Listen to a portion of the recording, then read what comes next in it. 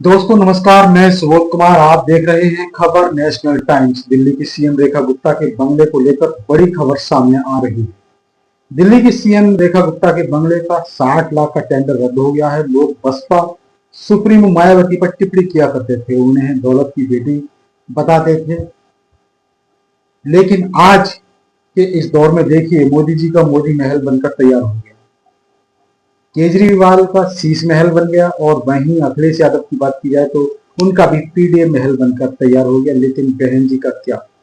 अब बसपा सुप्रीमो पर उंगली उठाने वाले जवाब दें कि आखिर उन्होंने अपने लिए क्या किया। पूरी खबर क्या है उस पर भी नजर डालते हैं। दिल्ली की मुख्यमंत्री रेखा गुप्ता के सरकारी आवास के 60 लाख रुपए का टेंडर रद्द किया गया, और समाचार एजेंसी पीटीआई ने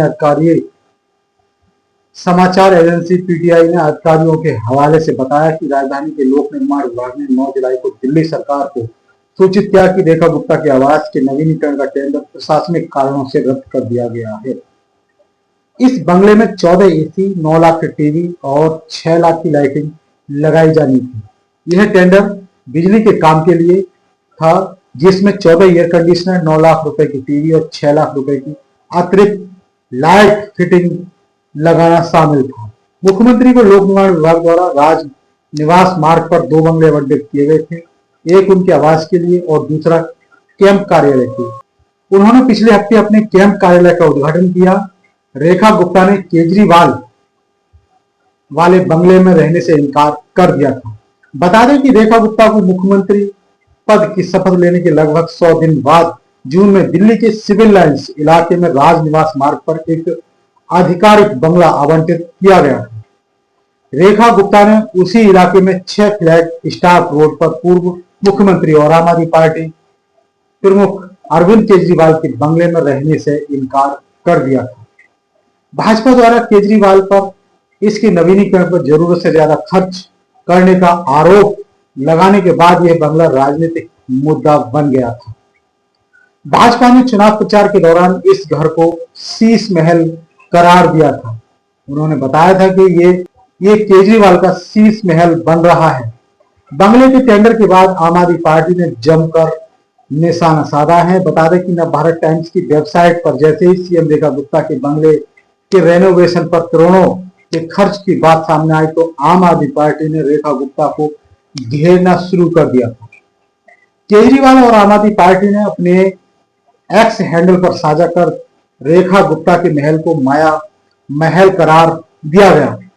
आम आदमी पार्टी ने कहा कि दूसरे पर सवाल उठाने से पहले खुद के अंदर देखना चाहिए कि आखिर हम कितना खर्च कर रहे हैं। जी हाँ, बिल्कुल बात सही हो रही है कि यदि दिल्ली विधानसभा चुनावों की बात की जाए तो बीजेपी भारतीय जनता पार्टी ने जमकर प्रचार किया था अरविंद केजरीवाल के बारे में, उनके शीश महल के बारे में। लेकिन अब बताइए, जो दिल्ली की सीएम रेखा गुप्ता, उन्होंने अरविंद केजरीवाल का जो बंगला था उन्हें आवंटित किया गया, उन्होंने लेने से इनकार कर दिया। सोचिए, 60 लाख का टेंडर था उनके बंगले का, इतना खर्च होता है। और आपको बता दें कि आज के समय में सभी नेता जो, और खासकर वो नेता जो कहते थे कि नहीं खाऊंगा, नहीं खाने दूंगा, और जिस तरह से ज्ञान बांटते थे जनता के बीच जाकर और भ्रष्टाचार का ढिंढोरा पीटते थे, आज आप देख सकते हैं किस तरह से। यदि सबसे पहले प्रधानमंत्री मोदी जी की बात की जाए तो उनका मोदी महल बनकर तैयार हुआ था।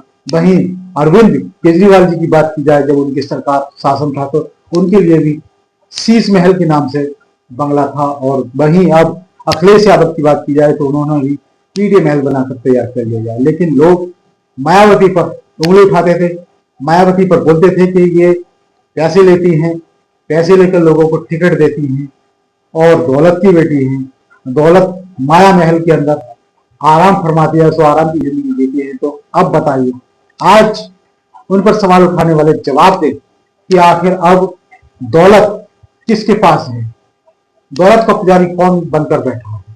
तो दोस्तों, ये बड़ी खबर थी। इसी तरह की खबरों से जुड़े रहने के लिए हमारे इस चैनल खबर नेशनल टाइम्स को जरूर सब्सक्राइब करें। सब्सक्राइब करने के साथ ही बेल आइकन जरूर दबाएं, जिससे कि आपके पास खबरों और नोटिफिकेशन आते रहें। तो मैं सुबोध कुमार फिर आऊंगा एक नई और बड़ी खबर को लेकर। तब तक के लिए धन्यवाद, नमस्कार।